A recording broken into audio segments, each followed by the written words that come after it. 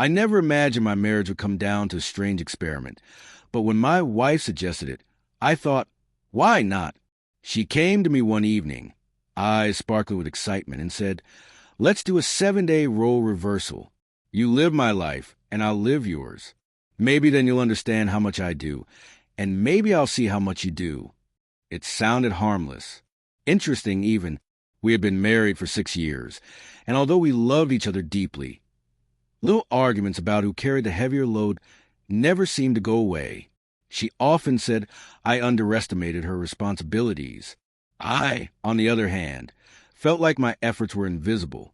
So, when she pitched this idea, I figured it might finally settle the debate once and for all. Day one was manageable. I woke up early, took care of the kids, cooked breakfast, packed lunches, and handled the laundry while she dressed for work. It wasn't easy, but I got through it. She, meanwhile, spent the day handling my office job, emails, client calls, reports. When we regrouped that night, she admitted, wow, your work is exhausting in a different way. I nodded, equally drained but proud. Then came day two. This was the day everything changed. The morning began with chaos. The kids refused to eat what I cooked. One spilled juice all over their clothes, and while I tried to clean it up, the other one was screaming about missing socks. My wife, playing my role, sat at the dining table with a laptop open, pretending to ignore the noise the way she claimed I always did. Her eyes darted toward me now and then, almost smug as if to say, see? Not so easy.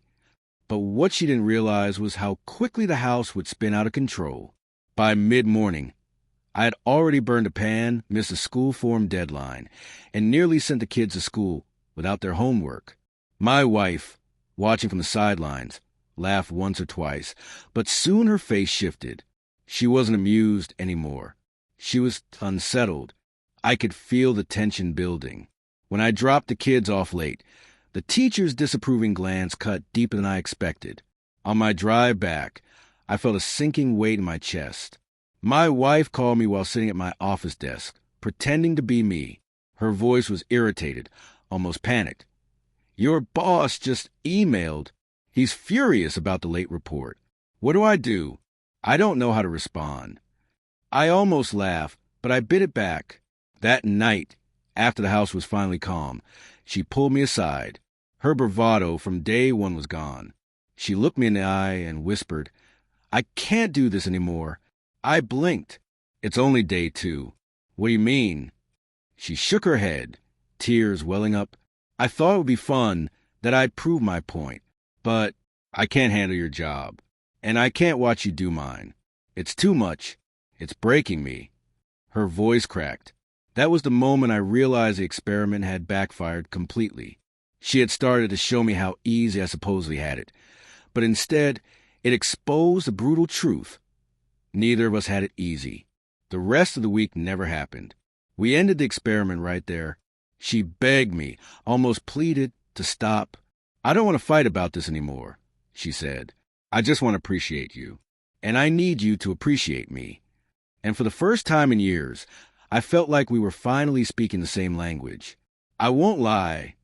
There was a part of me that wanted to feel victorious, to say, I told you so. But when I saw her face, the exhaustion, the vulnerability, I realized it wasn't about winning. It was about understanding. Sometimes, the only way to truly see someone struggle is to step into their shoes, even for a day.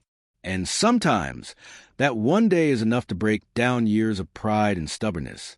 We never made it past day two. But maybe that was the point all along.